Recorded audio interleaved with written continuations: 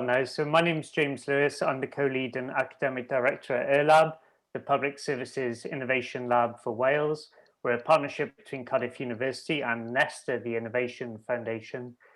We're delighted and really excited to have Daisy Fancourt with us today for our cuppa with EIRLab. Daisy was already a world-renowned expert in the field of arts, creativity and health. And since the start of the COVID pandemic has also become a world-renowned expert in COVID and the impacts on social and mental health. So we're really delighted to have Daisy here today. We'll run this quite informally. So for the first 20 minutes or so, myself and my colleague Sophia will have a conversation with Daisy about how she's innovated since the COVID pandemic started and lockdown happened. Then we'll split everyone up into small random breakout rooms to chat to one another and try and recreate some of that serendipity that we would get in real life if we were all going to get a cup of coffee at the same time. Then we'll come back together and Sophia and I will continue chatting with Daisy about how she sees innovation continuing from this point forward. And then we'll have some time at the end for questions and answers. Feel free to type questions in the chat. Feel free to let us know who you are, what brought you to this session. Type that in the chat as well, please. So yeah, so that all sounds great. I won't do a big introduction of Daisy. I think everyone here probably knows very well who Daisy is, but I'll let Daisy introduce herself. And really, Daisy, if you could start by telling us a bit about how COVID has forced you to innovate yourself in your work and what you've been up to. Absolutely. Thanks, James. And hi, everyone. It's really lovely to be chatting with you today. I've got my cup of tea ready in line with the theme of the session. So for those of you who don't know me, I'm an associate professor of psychobiology and epidemiology at University College London. And my work looks at all kinds of social factors in health, whether that's things like social isolation, loneliness, social prescribing, community engagement, green space activities, and very pertinent to this chat, arts and cultural engagement as well. So I guess when the COVID pandemic started, we'd been doing quite a lot of work on things like isolation and loneliness before. And we'd also been doing very large citizen science experiments in partnership with the BBC at the time, looking at how people cope psychologically with different factors. So we felt like we were really well placed to draw those together, along with our incredibly extensive membership of the March network that some of you might know about. So the March network brings together 1,600 social, cultural and community organisations and researchers and policymakers on the topic of mental health. So we felt like we were in quite a unique position to draw on all of those existing resources and try and understand how COVID was going to affect people. And I think one of the things that I was worried about initially was we were getting these daily dashboards on things like cases and deaths, but that's only part of the story about what COVID is doing to us globally. And so I felt we needed to have the same kind of real-time data on the societal impact of COVID, because many more of us will be affected by mental health issues, economic issues, social disruptions than will actually be affected by the virus itself. So that was our real aim in setting up the COVID study. And I guess in terms of innovation, it was very new to us to run a study where we were doing real-time data analysis. I'm sure those of you who are involved in evaluation and research will know you normally collect your data, have plenty of time to check it and clean it, and then you go and do your analyses a few months later. Whereas this, we had to be producing new analyses pretty much every day.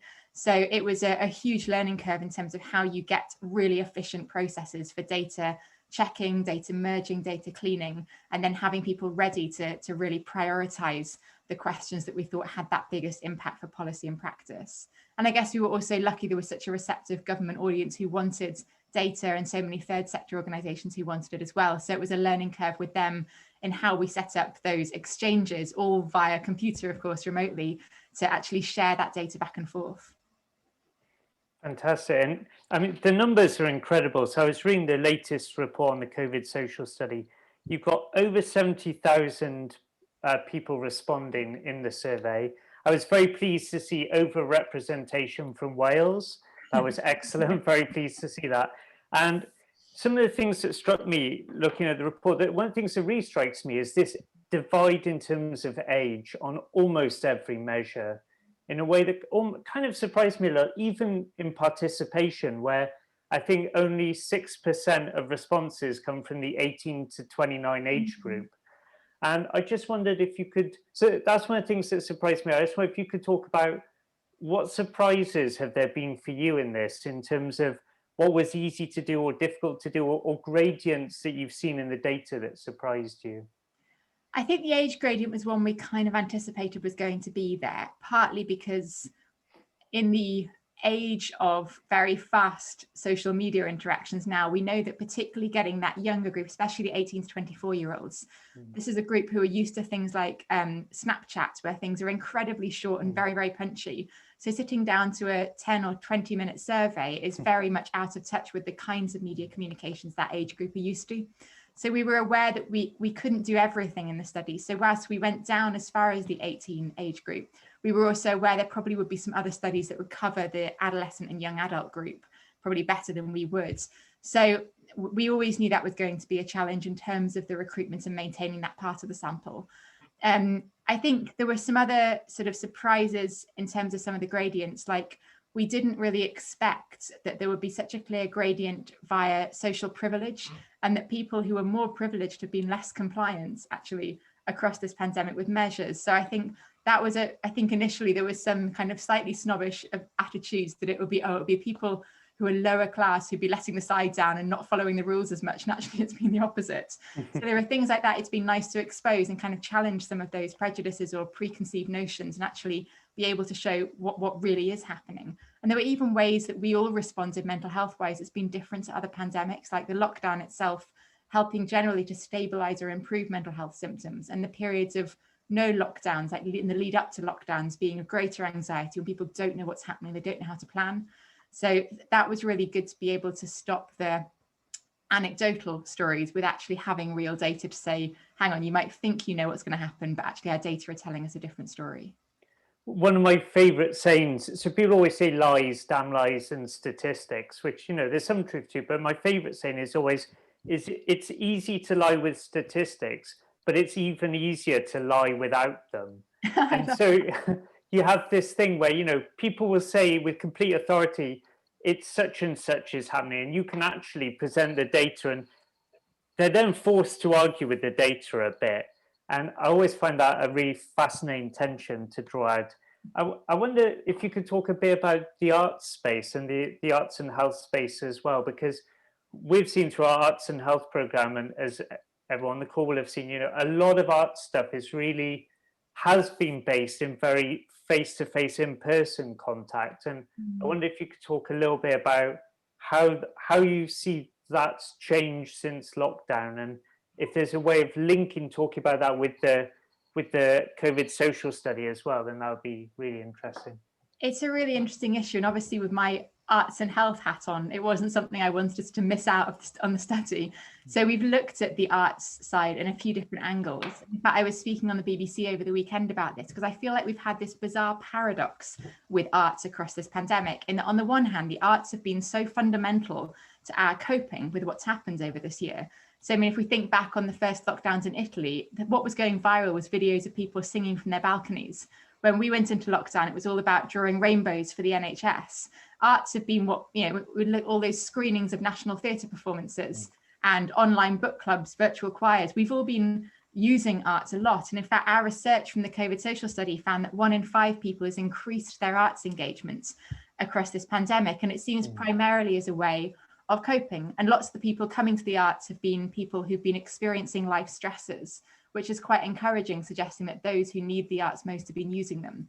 But on the flip side, we've got the arts sector, which has suffered so appallingly across this last year. So we end up in a situation where we're all acknowledging how vital the arts are to our ability to get through this, but we're not having the resource to support the sector that creates all of the arts for us. So I feel like there's a very odd tension going on. In fact, within our study, we've been interviewing freelance artists and creative practitioners about their experiences, and we've got a new paper out shortly where we've looked at what the impact has been on them. There have been some really interesting findings, like creative practitioners saying that the arts for them aren't just the job. It's not just about losing their job and the financial implications. It's also their identity. So it's about losing their whole sense of self across this and not knowing how to necessarily rebuild that. And also the arts often being their social network, their work life bleeding into their home life, and thereby if they haven't got their work colleagues, they might not have their usual social support networks that could be helping them through this. So I think it's a really complex picture in the arts sector, and one that's going to need a lot of care over the next year to try and recover from some of these challenges. I've got a load of questions, but Sophia, do you have any questions at the moment? I was wondering whether, because arts and health is such a broad field and it encompasses so many things, when it comes to putting it down to a few questions, and putting the answers in little boxes, I was wondering in the COVID social study, what decisions did you have to make, or how did you conclude on how to inquire about the impact of creativity on people's health during the pandemic? That's a really good question. Often if we're setting up a specific study that was looking at creativity in the pandemic, we might have said to people very specific questions like, do you feel the arts have helped you with your mental health in the last 9 months? But because we're running such a large study, we can't, with so many questions in it, we can't necessarily offer the space to ask those detailed questions. So what we do is a common approach within cohort studies or epidemiology, where we'll ask the questions about the basic aspects of the arts, like how often are you engaging, what are you engaging in, why are you engaging? But then we'll also include validated measures of aspects of mental health, well-being, social support, etc. And then we can statistically relate those different factors together. So because we already had the questions on mental health and very, very broad questions on mental health and social factors in the study, we only have to add in a few arts questions to be able to do quite a lot of linkage to all those other factors.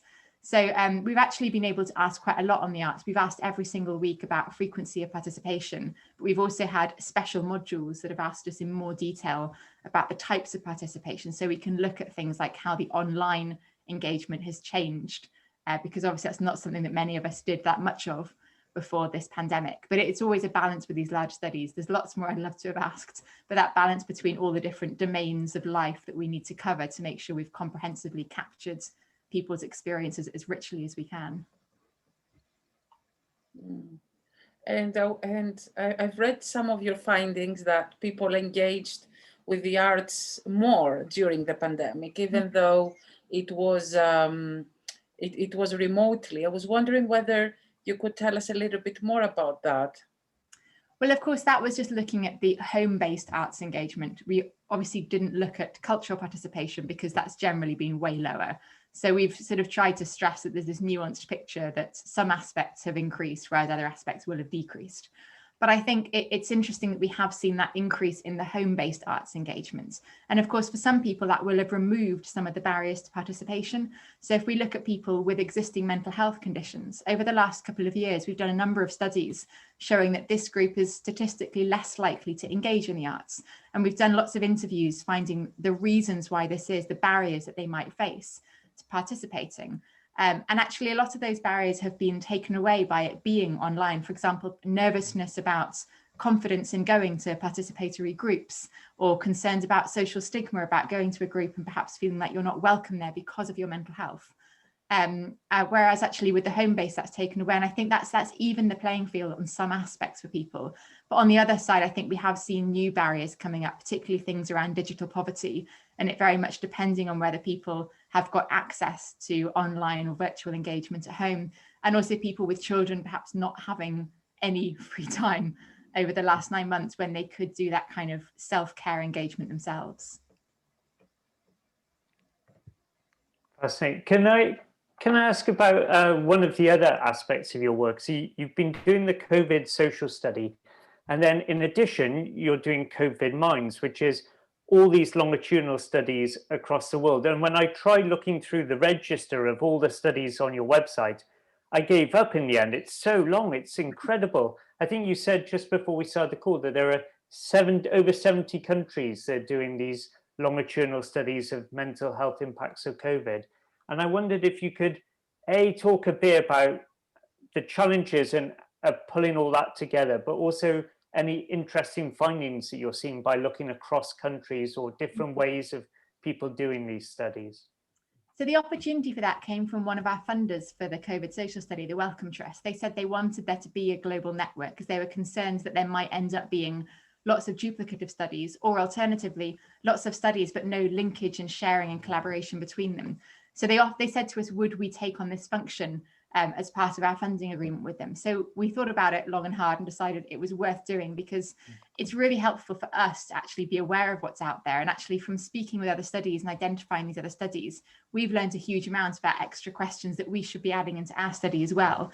And it's enabled us to harmonize some of our measures. So we've used similar measures in different countries. And as a result of that, we're now working with a number of teams directly comparing the data between different studies. And that's been fascinating because, for example, we spoke about age-related differences earlier. We found that younger adults have been worse affected psychologically across the pandemic. And that actually has been borne out in a number of other countries across Europe. It's not just the UK. So regardless of the kind of measures that were taken, which were all slightly different in different countries, younger adults have been the ones that seem to have lost out the most across all of this. So this is helping us to understand which things are to do with political decisions and which things are to do with a kind of human nature response to the adversities that we've all faced. And I'll just mention, we'll have time for, we'll leave a good 15 minutes to the end for Q&A from the audience. But if you type your questions into the chat as we go, and then we can keep a tally of those and try and coordinate some of those questions at the end. So people could do that as they go. Sophia, do you have another question at this point? Not at the moment. I think we could go to the groups. So while Alice sets up the groups, I'll ask one more thing, which is, Daisy, can you talk a bit on the COVID Mind study? I was seeing you've got the 3 principles of patient, public involvement and engagement, open science, and the policy and sector support. And I wonder if you could talk a bit about the open science bit. Like, working in the open like this is, it takes quite a bit of time and effort in some ways to make sure everything's clean and easily digestible and available to all. But it's also quite personally exposing in a way, right? Like you're putting everything out there for people to critique in a way. And can you talk a bit about how you've managed that process, and just maybe a little bit about how you deal with the thing of putting everything out there, knowing that it can be criticized by all, Yes. if that's okay. So in terms of how we've done it, I was really keen with our study, because this isn't just a study that's going to be relevant now. This has been a bizarre natural experiment about human nature, social distancing, how atrocities affect us. So I felt like this data set could be important for years to come. So I was really keen that we made it publicly available as soon as we could. We've taken the decision, because of a combination of ethics and political issues and things like that, that we're going to make it publicly available next year. In the meantime, though, we are collaborating with lots of universities who are working with us on analyses. So we're making it as open as we possibly can in the meantime. And we've also been developing, as you say, there's a lot of stuff to do with data cleaning. Because we still have fresh data coming in every day, we're having to repeat clean all the time. And we're also producing all the materials that we know people will need to have if they're working with the data set. So we've got a 100-page user guide about how to use the data set already set up, but it's giving us a chance behind the scenes to practice using that with other universities and see what glitches come up before we put this out to the entire world as an anonymous data set for anyone to use. But you're right, there is a sort of nervousness in that you've created this baby that you've been working with, and then as soon as it's out there, anyone can attack it. But I think my general view is that science has to move to be more open anyway, that is the way forwards. And if we're doing things transparently, like, we've got nothing to hide in it, we're very proud of what we've done. So it's not like we're worried someone's going to suddenly notice a glaring error. That's what all of the collaboration is allowing us to check. But I think there will always be people who will criticize. And I think it's easier to criticize than to do. So I guess the way I tend to deal with it is, I think, well, anyone could have set up a study on mental health and COVID. It was a wide open field. We were all in the same place seeing this happening at the same time. So if you were really that bothered, do it better yourself. But I think that there's also sort of constructive learning. And of course, if we were now starting this all over again, there are things that I would tweak and I would do slightly differently. But you're always working with that best available situation that you're in and the best available resources at the time. And I still feel like, looking back, that there's not a lot I would have changed, because what we have done is what we were setting out to do. It has filled that gap, and it's definitely creating that resource that I know will be useful, hopefully, for years to come. We'll spend a short period of time now speaking to Daisy about where she thinks the innovation will go in the future. And then I'm keen that we leave good time for everyone to ask questions. So again, I encourage people to pop those in the chat. I know it's a bit difficult because you want to hear the conversation and chatting at the same time is a bit annoying, but let's see how that goes. Otherwise, we can just get people to put their hands up and we can see that fairly easily. So Daisy, looking forward, I guess it's interesting to think about what your plans are for the COVID social study going forward, how you're planning on linking that to your arts and health work, and then just see about like what's keep you awake at night, like what are the ticking time bombs that you can see in the data that need innovation and that we should try and get as ahead of it as we can. I guess looking forwards, I think next year for my research team is going to be a combination of the different types of social factors in health, like always. But of course, I think COVID's social consequences will still be a large part of what we're doing. We've also got some really other big projects on, like the March Network, which is going into its third and final year. So we're planning some really exciting things like a March Festival, a virtual festival online next year, sort of highlighting the work of arts and other community and cultural groups in relation to mental health. We've also got some other work, particularly big data work, using cohorts from the US and the UK, and we're hoping to add some more from Germany as well to look at these long-term implications of arts engagement. This builds on a lot of the big data statistics work that my team have been doing over the last few years.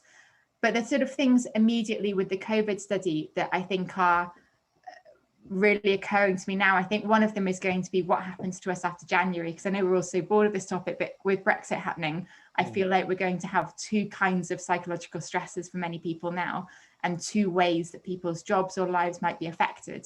And on top of that, I think if we're looking at going into recession, or we're looking at rising unemployment as furlough schemes end, we could start to look like we're having compounding factors affecting mental health. So I think I'm trying to work out in my head how we disentangle the causes of what people's distress might be over the next 12 months. And I know that's something that a lot of scientists are trying to figure out at the moment, because you don't tend to often have multiple different things happening at the same time. But I think it also means that although there's good news with vaccines and the hope that we'll be returning to a more normal life soon, it makes me aware that there are some individuals who might not feel excited or relieved about that. And I think trying to identify who those groups are and how we can support them is another thing that's really on my mind.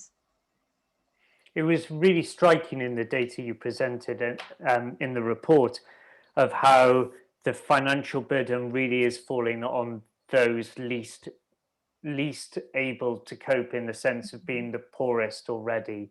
And it's just so striking to have that data then, thinking about what impacts that will have on people.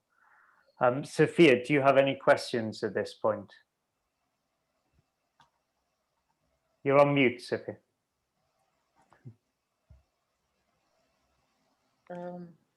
I just had a point on an earlier point, which was about putting your data, making your data available for others to use. And of course, that, is considered best practice. And I think in the future, everyone will be obliged to do that in the same way as we are now obliged to publish open access, and so that everybody has access to our data. I was wondering whether you had any observations from people who have used your data, and you also mentioned about the role of your steering group in acting as a fact checker and like an accountability body, and whether you had any recommendations for us and how we look into the future on doing things and making data available, or improving how we do arts and health in general. I think we've obviously picked up on small things with the data set as other people have been using it. So as we've collaborated with other universities to bring in expertise on certain topics, they've highlighted things. They've said, can you explain this variable? Can you tell us about this? And we've been able to update the data set itself in terms of the descriptions and also the user guide. But I think moving forwards, I agree with you that it's inevitable that we're going to move to a fully open data and also open code scenario, as well as open access papers. And I think that's really a really good thing. But I think for people who are then gathering data sets, it will feel like an added pressure, particularly if it's just for a small study. And therefore you've got this question about making sure it's then easily used by another person. I think that the typical challenges that arise are how to maintain anonymity. Now, it's easy in a study like ours because 72,000 people, we're not publishing anything identifiable in it. And there are so many, you're not going to know who anyone was, even if you know that your friends took part who was aged 25 and worked in the arts sector. There are going to be loads of people like that in the study. But I think that's an issue for people who are doing smaller studies where you might only have 20 participants, and therefore trying to work out how you can be completely sure that everything is anonymous for them. But I also think it's an important reminder of the importance of collaboration for this, because for epidemiologists and statisticians, we're used to working with these data sets publicly all the time. We're used to seeing what kind of user guides and protocols we expect to have to be able to use the data. And we're also used to the kind of GDPR protocols and the ethics requirements and data protection. So I think if people are thinking about releasing public data in the future or working with public data, finding someone who's got that expertise to join their team will be essential. On the open data side, one thing that I've always found a bit difficult is when you've spent years collecting the data, there's so much nuance that you understand about the data, where the way the question was worded wasn't the way it was interpreted by many people, and you realize that over time and you try and understand that, and you've understood all the complexities of it and this kind of thing, and writing all that in an easily accessible document I find quite a challenge. So I always worry a little bit about some of that stuff. And yeah, I don't know, I'm not sure there's a way around it other than the advice always being the data set's open, you can do what you like with it, but get in touch. I think a way around it is I think a way around it, I completely agree, it's an issue. I've worked with a lot of data in the last few years that's not mine, but is these kinds of big cohort studies, publicly available data. I've always found it easier when the first time I've used that data set, I've worked with someone either from the study team or someone who's been using that data set for a long time, because there are those tiny quirks that won't actually be recorded anywhere, just certain variables slightly stronger than others, certain ways you might want to treat the data or things you might want to take into account. And certain statistical processes that will suit that data set better than others. And I find once I've had a chance to collaborate first on a paper with someone that's already comfortable with that data set, then I feel much more confident myself and then going on to use it independently. So I think that'll be a key thing. And that was another reason we wanted to have a dozen universities who've already worked with the data set before it goes public. So there's that opportunity for people to link up and start collaborating straight away. Perfect. There's some questions in the chat, so I'll try reading them out, and if I'm doing a rubbish job of reading out your question or explaining it, please just jump in and correct me. I'll just start from the top. So I think the first one is from David around whether there's been any early findings around digital exhaustion. We've had a couple of things that are on that line. We looked at people's behaviours and how they relate to mental health. And we found that the more time people spend on video calls, so I'm not trying to say this is a bad thing to be doing right now, but the more time you spend on video calls or other kinds of virtual contact, or the more time you're on social media or following the news on COVID, the worse your mental health is in subsequent weeks. So there does seem to be this link between that higher level of digital and screen-based engagement than we normally probably have. And a deterioration in mental health. But it's something we're actually hoping to look into a little bit more as well, because David, I think it's a good point, because I think this is something that people anecdotally have been talking about a lot, and we'll have in the data enough to explore this properly. Can I respond there, James? Is that okay? Yeah, no problem. Yeah. I think, you know, from my perspective on representing an alliance of Gwent-based mental health organisations, there's this, I'm just finding an interesting dichotomy between those that want to engage digitally and those that are maintaining their digital engagement because there's no other access, you know, possibilities. And between them, those early adopters that have maybe the economic opportunities and social opportunities behind them to enable them to do this, which tends to be of a younger demographic, those who have access to data on their phones. They are the ones that, in light of what you said, Daisy, around that's the audience with the greatest impact on your findings. It's just an interesting nuance, I think, in terms of exhaustion of what we're living through. I agree. We're certainly seeing as well from our qualitative studies that we're doing alongside this on key workers, particularly mental health workers, saying that having to do so many things online just isn't the same kind of communication, either for their patients or for them, and about the consequences that has for their own coping and mental health, and knowing that they're not delivering the service that they want to. So Maria, who's an artist facilitator based in Blaenau Ffestiniog, whose cat is on the call with us as well. No, it's wonderful. The bang earlier was my cat opened my office door and got in. So she jumps up on the handle and pulls the handle down and can open the door. And she's got a bit fat during lockdown, the cat, so she finds it easier to open the door now, which is a bit annoying. But Maria was asking whether there are any plans or recommendations to train future freelance arts and health practitioners, and what protections there may be for practitioners as the sector attempts to stabilise. I guess in terms of the training of the kind of practical skills of practitioners, I'm not too sure. I'd probably recommend looking at things like the Culture, Health and Wellbeing Alliance and other kinds of sources, and I'm sure eLab will have details on things happening in Wales as well. In terms of the research side, we do have things within my team that we offer. So we normally do a research intensive every January, which alternates between Florida and the UK, where it's a week-long course about how to evaluate and research arts projects in relation to health, and particularly understanding how to do that for policy or practice audiences or research audiences. We were supposed to be running it at the gorgeous Snape Maltings in Suffolk in January, but that's obviously not happening. But we postponed it, so that'll be happening from January of 2022, and we'll be opening applications to that next summer. The other thing that we also have is we're doing an online training program at the moment, understanding the theory and methods behind researching arts and other kinds of leisure activities in relation to mental and physical health. That's in partnership with the Royal Society for Public Health, and that'll be being launched early autumn next year. And that'll be free for anybody who is freelance or an early career researcher themselves. And it'll be very low cost, something like £30 for anybody else. So I'm very happy to stay in touch and send links to that. But if you sign up to the March network, you'll get more information. Wonderful, thanks, Stacey. Jennifer's asking whether there's any data about how the arts function online for arts and health purposes. So do you lose a lot of the effect of arts in health when you go online, or is it essentially comparable? It's a really interesting question. I think there's not been very much on this done before now, because it's been a bit of a niche thing doing arts online. And in fact, I published a paper about 2 years ago, which was comparing real and virtual choirs and the effect they have on our emotions. It was considered a massively niche paper when it came out, but it suddenly got a lot of downloads at the start of the first lockdown earlier this year.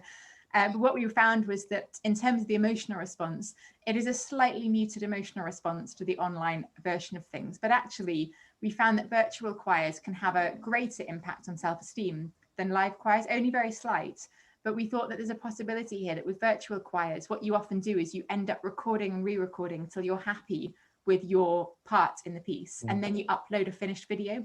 So that means that the point you upload, you're happy with what you're uploading, which of course might be a bit different to when you're in a live performance situation. You might feel frustrated that you didn't do it as well as you'd hoped, or someone else heard you make a mistake or whatever.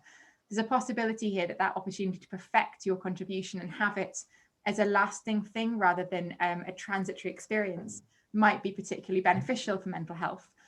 But one of the other things we found was that how socially present you feel in the activity varies enormously, and that these virtual choirs were really benefiting the people who were finding it a realistic social experience. So if you were someone where it just wasn't really working for you, then that was meaning it wasn't really going to be having the same kinds of benefits. That's really interesting. So my mum's vicar decided to run an online Bible study group, and he was really enthusiastic about it until he remembered that most of the people who signed up were in their 70s or 80s and didn't have Zoom. And he spent weeks trying to help them all set up Zoom. And I think it stretches Christian charity to its utmost in trying to help all these people like my mum get on Zoom. There's a great question here from Ruth, whose cat is also with us and seems to have had some kind of operation, and I hope is okay. But Ruth asks, what do you think would be the greatest need that arts and health programs could help to fill or address going forward in the aftermath of COVID? This is a brilliant question. And I think that there is going to be a very big gap in terms of healthcare service capacity as we emerge from this, because we're going to have huge waiting lists of people who haven't been able to have their treatments during the pandemic, as well as people who've developed new mental or physical health conditions as a result of COVID or alongside COVID, where they haven't managed to access support. And so I feel like the NHS is going to be limited in terms of what it can deliver. But what we have seen across this pandemic is since April, social prescribing has massively increased. I know this particularly from the data in England that I've seen, but I'd be surprised if it's different elsewhere. And I think this has been indicative of this response of trying to find support for people who are approaching the health sector. And I feel like this is going to continue in the next few years. So I think that there's going to be real opportunities for arts programs that people can be referred to for different mental or physical health conditions. But I think the worry in my mind is there going to be the financial resource for these programs to run? Or are we just going to have a lot of link workers trying to prescribe people onto activities, but finding that actually the sector's been so badly affected that there isn't that resource, or there's a real postcode lottery in terms of what's available? But I think if someone's running an arts and health program right now, if I were you, I'd be thinking about how to adapt and connect with social prescribing schemes locally, because I think that could be, I think it's likely we'll see money going into social prescribing on the health sector side. So I think it'll be a place where there will be an audience, a very needy audience, who would really benefit from the activities.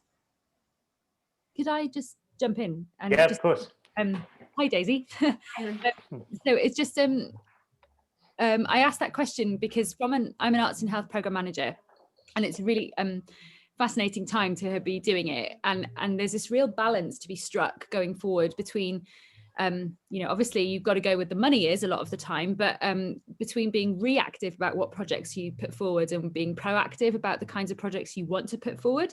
So, we might want to run projects that enable social prescribing, but unless there's the money there to make it happen, we can't do it. So that was the context in which I asked my question, really, was just like, where do you think? I think there'll be a strong case. I think in applying for funding, there'll be a strong case for support and saying this is really needed, and therefore the investment in this could have benefits. And I think the investment from the health side might well end up being there. So I guess I realise it's not going to be easy to get that money, because from our research, it looks like lots of people are worried about the increased competition for funding after what's happened. But I think that that's a good gap to be trying to head towards, because there will definitely be the participants who want to take part.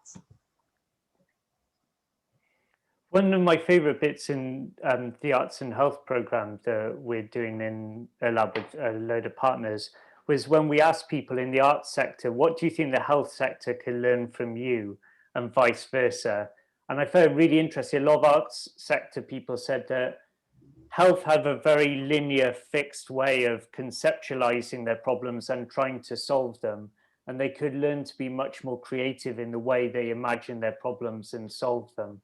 And I wonder if that's something going forward that that could be really interesting, and it's something that I've been trying to think about a lot more. So innovation starts with creativity, really, in many ways, right? And so how we can use that to unlock innovation in a variety of fields, I think, is really interesting. I don't know what you think about that, Daisy.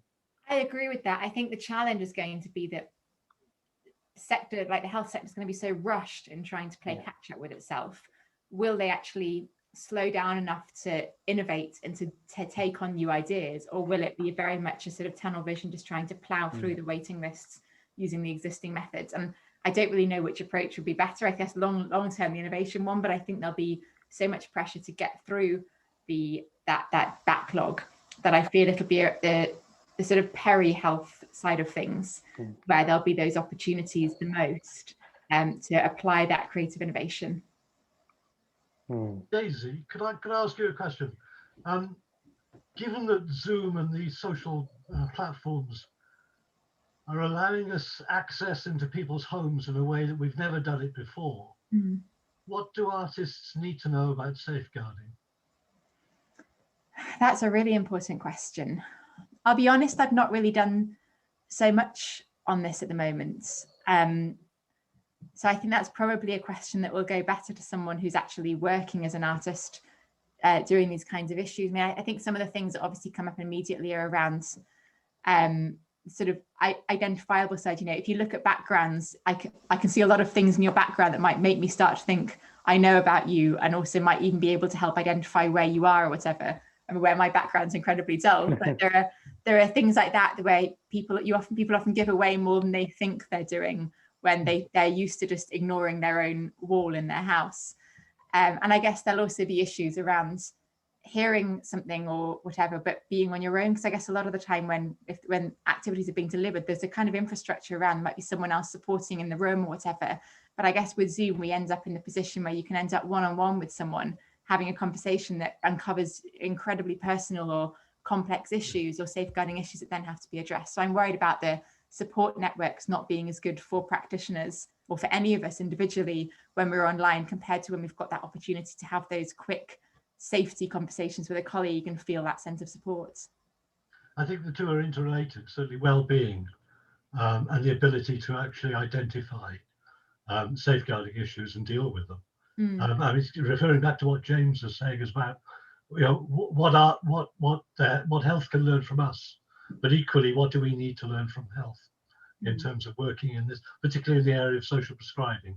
I think that's a great point. And I guess a lot of health professionals have had to learn how to do things remotely. So there'll probably be a lot of learning that's coming out of the health sector in terms of that online safeguarding that maybe the arts sector can draw on. Thank you. Thank you. Katya has a question. Hi, just quickly, I've been running workshops since the beginning of the pandemic, and really it's in every workshop we might have one man. A lot of men are interested, but to actually come through the door on a Zoom, we haven't been that successful. Have you had any kind of findings, or which projects or which art forms engage men more than? We have found that men have been engaging less in digital arts activities. That bears out your experiences. But I'm wondering if there's a reason behind this, whether it's just a gender difference or whether it's to do with things like, are men more likely to be working out of the home than women at the moment? I'm not sure about this. I'm just sort of thinking about the kinds of factors that could be explaining this relationship, or whether there are issues around men feeling confident in their personal use of social media. Because in one sense, it's something that is much more remote, but there's also something incredibly intimate about it, in that you are getting this window into someone else's life, which tells you things about them you wouldn't normally see in a professional situation. So I don't know whether there are differences in the way people are perceiving these activities that are gender-based as well. It'd be a very interesting research topic actually, to try and find out what the barriers or motivators for men are in engaging in these kinds of activities. I noticed in the social study, it's 75% of respondents are women as well. So even in the social study, you're getting higher uptake among women, right? Yeah, it's kind of what you expect from all kinds of online research anyway. But I think because our numbers are so large, 25% of our sample is still coming out as being about 20,000 people. So it shows we can get men involved in this research. But it's just that sometimes they are a less willing online respondents. And I'm not sure if I'm sure there has been research looking at why that might be from a research perspective, why they're harder to get into research studies. Maybe that will shed light as well onto why they're harder to get into online activities of other sorts. Can I ask, so we should wrap up in a couple of minutes, Stacey, because as I'm now very aware, you're incredibly busy with all this work, and we're very grateful for your time. I want to ask one last question, if that's all right, which is around evaluation. So the Chancellor's just announced there's going to be this evaluation task force to put evaluation at the heart of decision-making in government. And there's always this tension between innovation and evaluation. So one of our colleagues, Emir, asked me once, he asked at a conference, does evidence stifle innovation? And I said, that's a great question, Emmy. And he said, do you want the answer? And I said, yes. And he said, sometimes, and then he walked off. So I'm kind of intrigued as to how you're doing all these things so rapidly in a crisis, but we also want to learn from it. And I just wondered how you see evaluation in arts and health changing. Do you think that will change the demands on it, or the approaches will change? I think it depends how things move over the next year. If we're getting back to more face-to-face activities, around next summer, let's say, then I think this might just be a blip for many people in terms of the way that we work, and that actually many people will want to return to that face-to-face contact. And interestingly, when we asked people about working from home in the study, very few people actually want to continue working from home after this. I think it's highlighted the cons. I always thought it'd be lovely to work from home all the time, and I now realize I definitely do not want that moving forwards. So it could be that actually we don't find there's lots of changes, but I think that something that might happen is that at the moment where people are isolated from live experiences, I'm hoping that there'll be more digital opportunities to break down some of those isolation barriers to engagement. And maybe that will also come with it, the kind of evaluation of projects taking more of an online focus, because we've all got a bit more used to responding online. We probably all increased our internet speed at home and got ourselves better set up with a computer or whatever. So we might find that many people are in a better position to take part in online evaluations or research projects too. Interesting. I should highlight the next cuppa that we have is on the 14th of December at 3 o'clock. So Sophia is leading a cuppa with Amal Beiruti from Women Connect First in Cardiff. So put that in your diaries now, 14th of December at 3 p.m. You can sign up on the brand new events section we have on the earlab.wales website that we're very excited about. Sophia, would you like to say something to finish? Yeah, we will also be talking about arts and health. So particularly for the wonderful work that Women Connect First has been doing with Black and Asian minority ethnic women. A lot of it was blended. Part of it, they delivered materials to the women's houses, and then they helped people go on Zoom. So it will be really interested, a very interesting session from an access perspective, and also the culturally appropriate angle of arts and health. Just because I know many people in the audience are from the arts and health world, Daisy has this lovely book out called Arts in Health, which is a great overview, not only of the history of the arts in health, but also the applications for research and evaluation. And also there's a section on specific clinical pathways. So check that out, and hopefully we'll see you in our next cuppa. Thanks so much, and thanks to Daisy so much for your time today. We really appreciate it. Thank you.